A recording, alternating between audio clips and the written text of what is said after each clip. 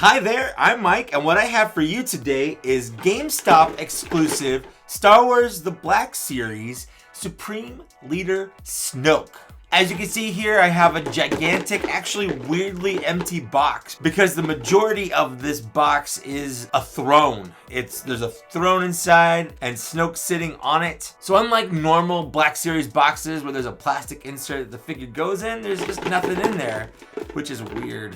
Moving on to the actual figure, this review will encompass both the figure and the throne. However, if you don't want to get this, spoiler alert, and I think that's a big mistake, if you're waiting for that single figure card, the box with just the Snoke in it, this review, as far as I know, will serve as a review for that as well. Just keep in mind that it does not have the throne in it. Go ahead and take a look at this picture of the figure while I read the back of this box. The shadowy commander of the First Order, Supreme Leader Snoke prefers to operate from a distance, looming over his underlings in the form of an immense hologram.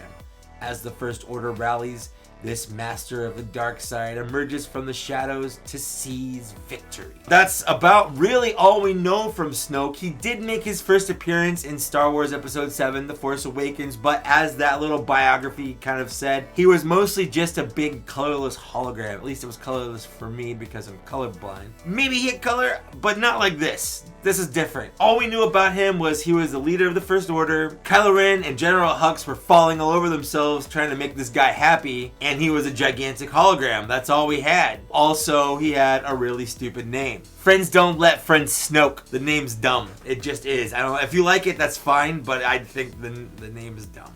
The first thing I want to talk about this figure is the look of the figure. Just kind of the general, did they get it right? Does it look like it should? And does it look interesting, I guess? Kind of all of that. So the only things we really have to go on this figure and how it looks is first we had that weird Lego leak reveal that was a little Lego minifigure that gave us the first hint that Snoke is wearing a gold robe, and everyone thought that was weird. And then, you know, he kind of appeared a little bit in the trailers, and he definitely is wearing a gold robe. So someone thinks that Snoke should be dressed like a fabulous disco wizard, I guess. Seriously, sparkly gold robe? That's fine. I'm sure in the movie it'll translate and show off that he is this menacing figure to be feared. And not like one of the grandparents from Charlie and the Chocolate Factory sitting on the bed waiting for Charlie to get home from his, child labor job. It's really hard to talk about the figure in regards to how it looks from the movie because we haven't seen the movie yet. It comes out at just shy of a month right now as of the recording of this video. Definitely looking forward to it, so don't take this as any negative critique over the movie. Obviously, I can't do that. I haven't seen it, but I can talk about this figure, and I both like it and hate it at the same time, but I think liking it actually wins out a little bit more. There's a lot that I can't put into kind of perspective because I haven't seen how he translates into the movie, and maybe after seeing that movie it'll make this a lot more interesting to me. He's bald, he's misshapen, he looks like a stage 4 cancer survivor on his 100th round of chemo, which should have killed him, but he keeps going, he keeps persevering, and he's gonna do it, he's gonna make it, he's gonna beat it. He's got his nice gold robe that's very sparkly, he's got a very nice molded sash. So as much as I don't want to give it a good score, I kind of do at the same time. He looks like Hugh Hefner will look in a few years. Still dressed to the nines, but also decaying, because he's dead. And also maybe an evil force wizard, who knows? That was the figure. The throne? Yeah, I mean the throne looks probably like the throne should look, I guess. There are a lot of Snoke theories out there, and before the movie comes out, it might be fun to air some of my favorites, I guess, if you haven't heard them. Just some personal ones based on the figure I have here. He's a tall guy. He's actually roughly about the same height as K2SO and Chewbacca, if you're curious about height reference there. I haven't seen K2SO and Snoke in the same place at the same time, so you tell me they're not the same person. They have very similar proportions with hand, arm length, leg, torso shape. I have lots of Snoke theories. None of them are probably right, but maybe if you make them crazy enough, they ended up being right. Maybe Snoke was really the friends that we made along the way.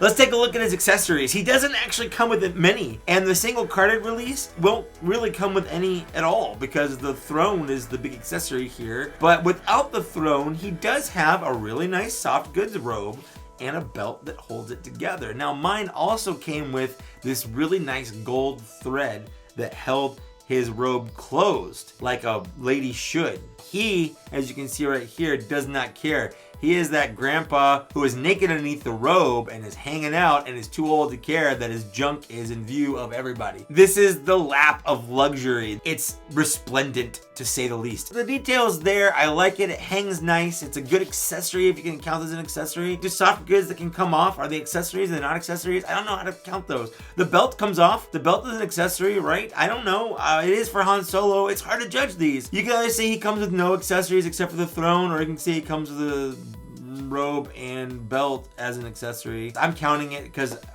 I want to, but I really don't know what else could have come with this guy is the problem. He's Snoke. He doesn't have a lightsaber as far as we know, and if he does, they're not going to show it in a toy. He doesn't have a blasters packed to his hips so he can run down the hallways shooting everybody. He comes with his robe, he comes with his belt, he comes with a very nice throne. I do feel like maybe the throne might be just a touch too small. It's big. It's a big box. It's a big throne. It comes in two pieces. You have to put it together. There's a lot of great molding, painting, detail. It's a little hollow feeling, but there's no hollow look to it. From the front, the back, everything looks really nice about it. It might be just a little too small, I feel like, or he's a little too big. The throne is what makes this figure different from the other figure, and it's a good accessory. Even though I feel like he's accessory light, I really don't know what else he could have come with without really seeing the movie. So I feel like his accessories are appropriate, and they look good, and they smell good, and they feel good, and that's fine. Moving on from accessories, we're going to talk about his articulation. Before I talk about it, let's just take a look at it real quick here right now. Go. Snoke's head moves side to side, forward this far, back this far, not very well. There's a molded collar on the robe that keeps it from really moving a lot. It moves out this far, and it can move all the way around, but again, the robe kind of hinders. You have to be careful to keep the robe straight. There is a bicep swivel, a double jointed elbow, a wrist swivel, and a hinge. He has a diaphragm joint that allows for some swiveling, but nothing really forward and a little bit back. His legs move forward this far, not very far back, mostly back and to the side. He has an upper thigh swivel, double jointed legs, ankle hinge, and a rocker. With this being his widest stance still sitting in his chair, and this being his widest stance with both feet flat on the ground. So how about that articulation? It's actually pretty standard for being a Black Series figure because he does have a robe. For some reason, that gives Hasbro the go-ahead to give him actual double jointed elbows, a feature that's missing from 90% of the Black Series figures except for ones with soft goods clothing up on top because it hides the unsightly joints, I guess, that Hasbro thinks that they have. I always dock everything a little bit for not having it because I just feel like that little bit of extra articulation right here really changes the amount of posing you can have with the arms. It's important. So Snoke has it, which is great. He's got very long, dangly dancer's legs that are well articulated. The only problem with them is the sculpting around the legs and the chest sort of keeps him from being able to put his feet flat on the ground. There are a couple poses I would like to pull off on here. The articulation just isn't there in some cases. If the articulation was a little bit more solid, if you could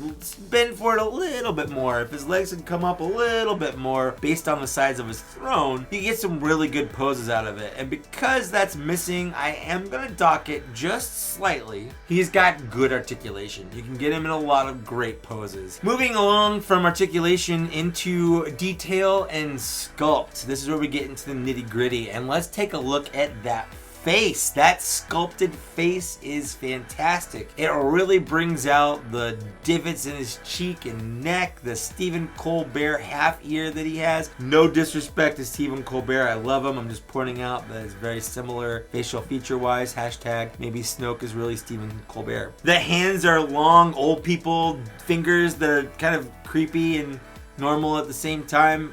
I love you, Grandma. He has a ring sculpted onto his left hand here. It is black, it's big, it does look like a crystal. One of my friends said that it's a black kyber crystal, but who knows? I haven't seen the movie. He hasn't seen the movie. I do take some issue with the sculpting underneath his clothes. He has 1800s pantaloons on. He also has weird gold slippers. The look is weird, which goes back to that point, but they nailed it with the sculpt. It's got great paint. It's got great sculpt. This figure is nothing if not intricate, and that's what I like about it. Hasbro has really been knocking out of the park, and I know they're only going to do better when they come out with the digital face printing and whatnot, but I think even without that, this is fantastic. Finally, interest and execution. What's my interest on this guy? My interest is peaked, I guess. As boring as the figures can be of being the leader of the bad guys, it's more of a political kind of thing, and political figures in the context of being a toy, a little on the boring side, if you know what I mean. So if anything, I'm surprised that we got a Snoke this early, especially before the movie even came out. A character like this, I would assume they would save until after the movie came out so people had an interest on the character, because just looking at this, like, this is a character for people like me, the older people that want that big bad guy. You're not gonna put a gun in his hand and